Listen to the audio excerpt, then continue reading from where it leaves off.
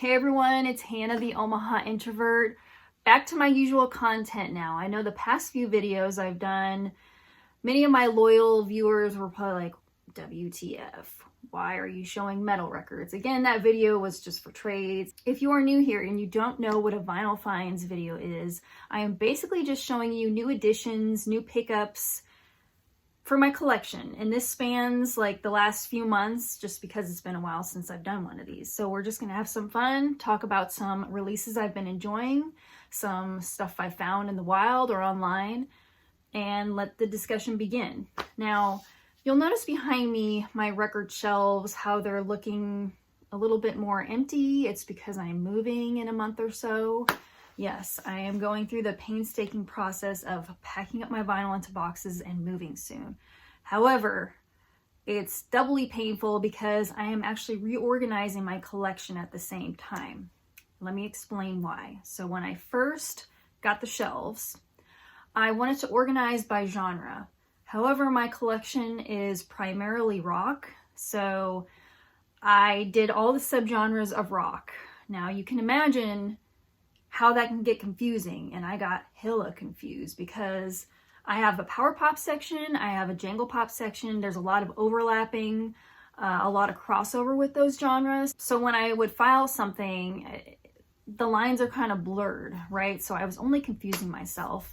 I have a shoegaze section, an alternative section, a classic rock section, psych, just, I don't know. I split it up into all the different subgenres of rock, and I don't recommend doing that because once your collection, my dog's walking all over my stuff here.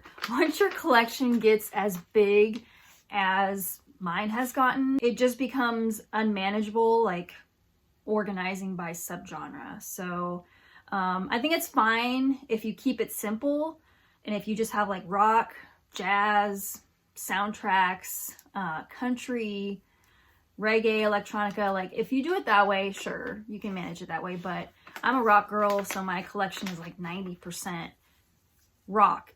So I'm now organizing it alphabetically, and that really is going to help me. It's going to simplify things. So I just kind of wanted to take a moment to explain, you know, what's going on and how I am reorganizing my vinyl collection. If you're new to collecting vinyl and you're buying shelves like I did, just think about how you're going to organize them. Take some time and don't make it confusing. Just if you can simplify it and make it manageable, do that from the start. That's a strong tip from me. Okay, moving on to the finds. So I want to start with actually this stellar reissue. This was just reissued by Fire Records early this month, and this is Lemonheads, It's a Shame About Ray. I had only owned this on CD for the longest time. In fact, this is one of my favorite albums of the 90s. It'd probably be in my top 10, top 15 records of the 90s. So, and in fact, this is my favorite release by Lemonheads. And I think the reason it's my favorite is because Juliana Hatfield contributes vocals. She sounds great with Evan Dando. So this is a really quality reissue, and there's 2 LPs. The second disc it says essential extras and demo recordings. There's just hooks galore on this record. I highly recommend this reissue. I've already heard from several people that it's like way better quality than the plain recordings version that was released years back. So take note of that and try to pick this up if you see it.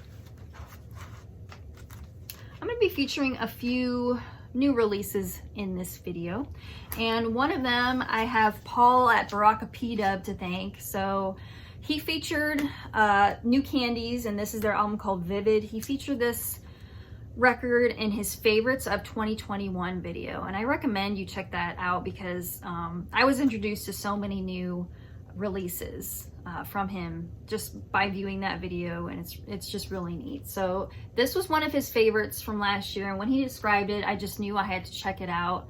And then he was so generous to even send it my way. So this is a band from Venice, Italy, I believe, and it's maybe their 4th record.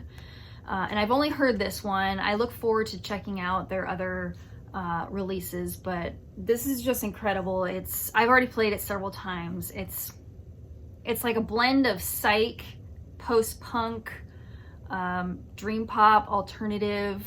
It's so freaking good. And this is on yellow vinyl, as a matter of fact, right there.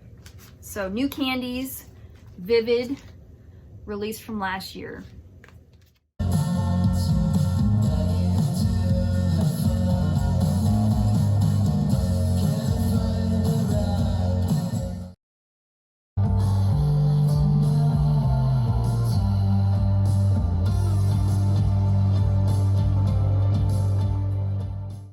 Not going to spend too much time on this, but I did not own Iggy and the Stooges' Raw Power on any format, so it was pretty crucial for me to pick this up. And I found it at my local record store brand new for like $8. It was still sealed, it was new.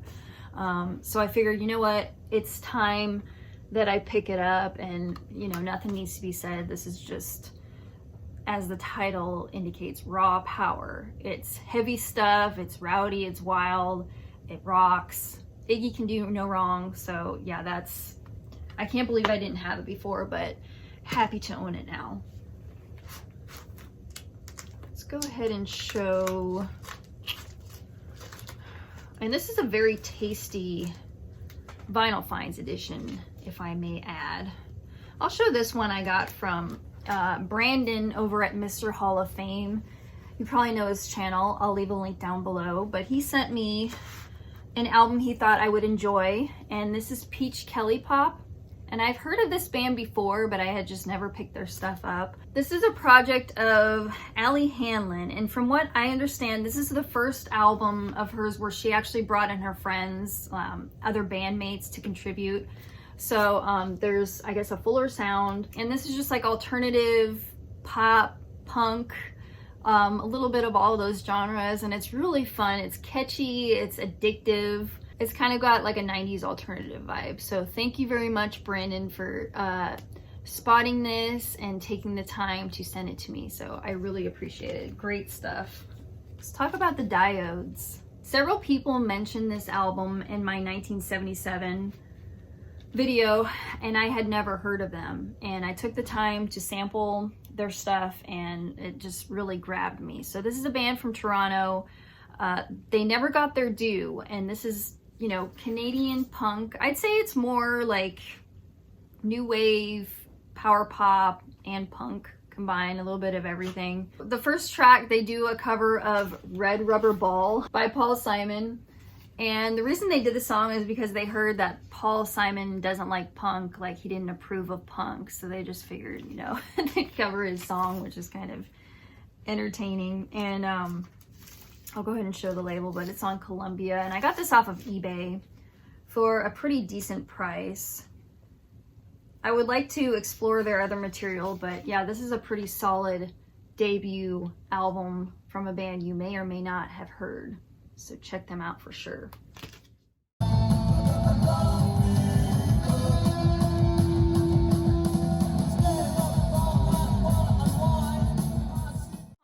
I'd like to focus on some more power pop, and this is a modern power pop release just from earlier this year. This is Tom Curlis, and he sent me his album from, I think it was 2020, and that album was called Almost Ready for the Future.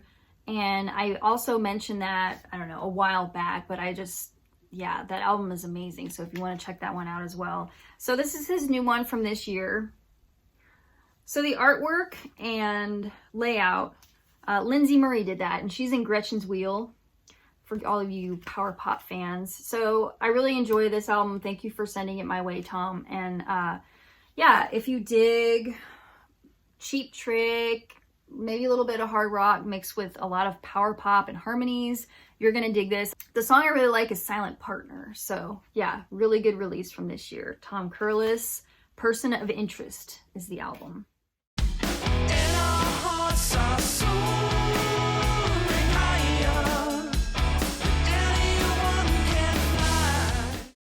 Want to show Juliana Hatfield Sings the Police, of course, my favorite female artist. And I want to thank Christian for sending this my way. He's one of my Instagram friends. He said he had an extra copy, and this one happens to be on like a translucent blue vinyl.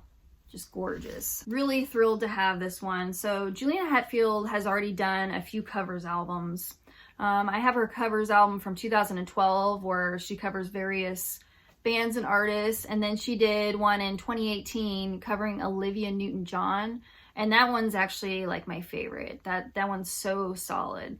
Check out that Olivia Newton-John covers album from Juliana as well. But this one is also worth noting. I like several of her Police covers. Probably my favorite one is Da Do Do Do Da Da Da Da. She just does an amazing job with that. Murder by Numbers, Rehumanize Yourself. The only one I don't really like is Roxanne. I'm not thrilled with her cover of Roxanne. She covered Every Breath You Take on kind of a greatest hits comp from back in the early 2000s. I prefer that version to this version on here, and that maybe that's just me, but I just prefer the guitars on that older cover.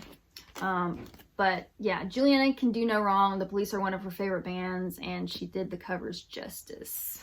So thank you, Christian, once again for sending that my way.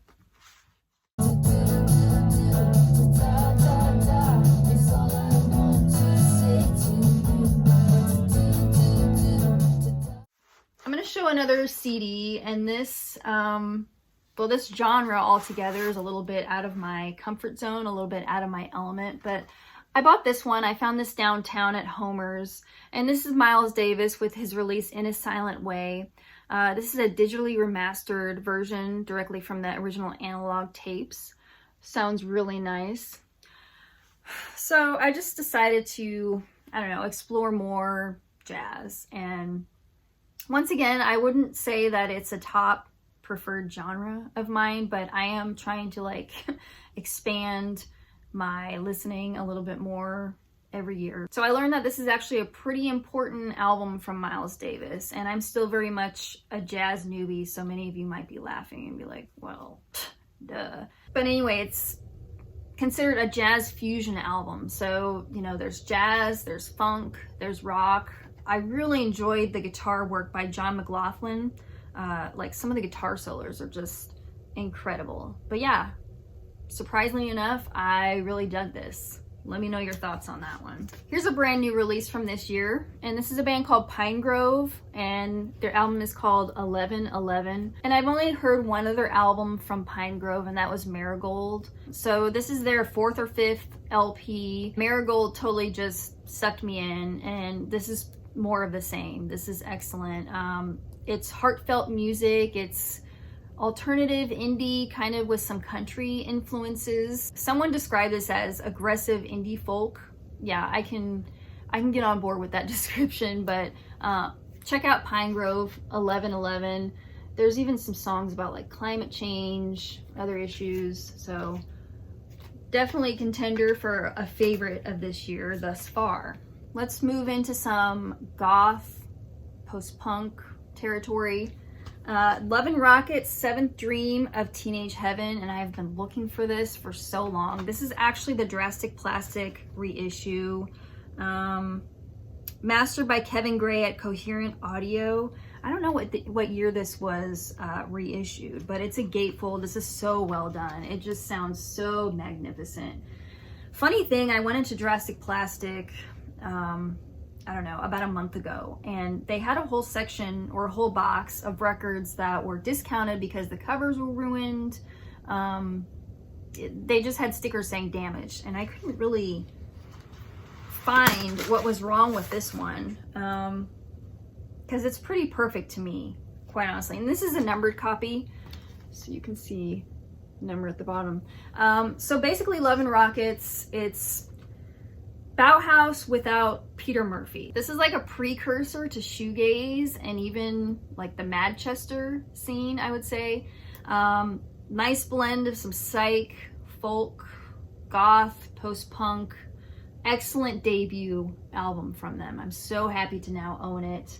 And this Drastic Plastic reissue just sounds divine. Another power pop release from this year I wanted to talk about. So this is Chris Church. and his album Darling Please.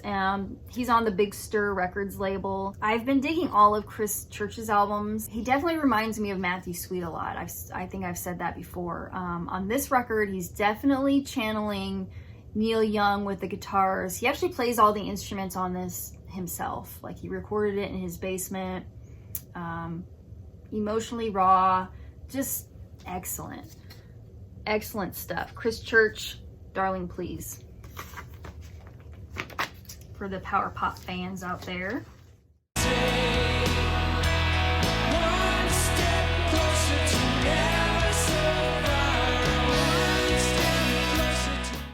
Okay, the next band is a band I've wanted in my collection for a while. I only had Vienna on vinyl, but I won like a 4 LP lot on eBay of Ultravox stuff. So I'm gonna be showing you the albums I picked up from them.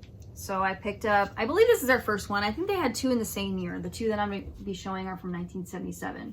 So just beautiful copy, produced by Brian Eno. So it just sounds absolutely fantastic.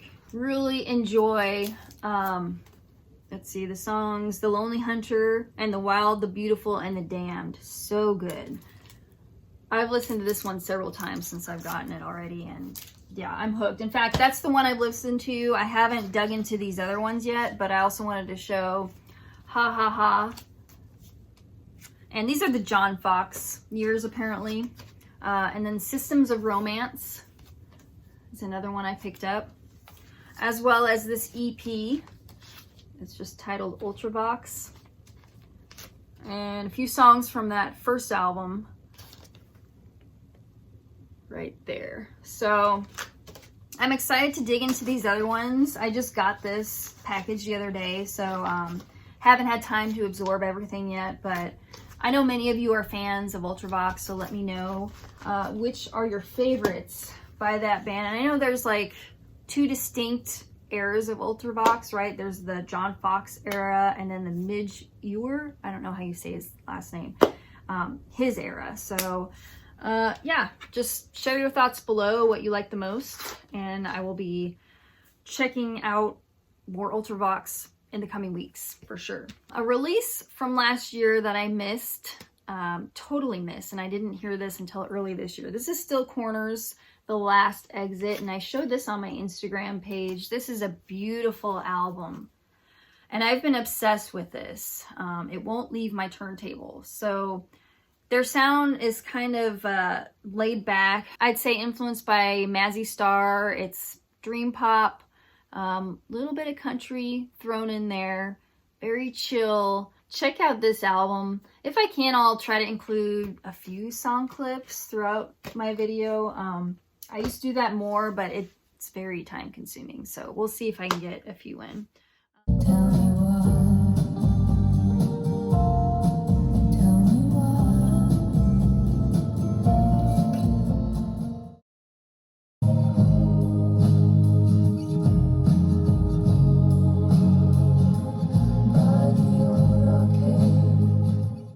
I'm super excited about this one. So my friend Jessie down in Waco, Texas, and Spin Connection, I have them to thank as well. There's a cool store called Spin Connection, which I stopped in with Chris last year. Yeah, so I now have Sparks' Number One in Heaven in the collection from 1979, and this is the one I was after the most. This is the album I've wanted the most from Sparks, and it's on Elektra. Just, this one is not easy to find. To this day, I've never seen a copy out in the wild, so I am extremely grateful. Jessie, Spin Connection, thank you so much. Yeah, this album, by the way, if you haven't seen the Sparks Brothers documentary, definitely try to seek that out. I highly recommend that. It's very comprehensive, and I was pretty much unfamiliar with Sparks before then, and then I became more of a fan, a massive fan. Just imagine how futuristic this sounded when it came out. This was so ahead of its time. This is like the synth pop blueprint, but there's other styles in there, of course, because it's Sparks, and you know, they're kind of kooky and fun. So someone described this as wonderfully cheesy synth disco, and I actually love that description of this album. I thought, you know, that's pretty spot on and perfect. The songs, La Dolce Vita, love that one. Beat the Clock and Number One Song in Heaven, the last track, amazing. And produced by Giorgio Moroder. Dude, this is top Sparks right here. So thank you once again, Jesse, Spin Connection. Ah, thank you. Let's show maybe two more here. This one I had been looking for quite some time. I think I talked about Red Lorry, Yellow Lorry in a few prior videos, maybe last year, maybe the year before too. I have a CD box set. I have a comp of theirs that was released or reissued by Jurassic Plastic.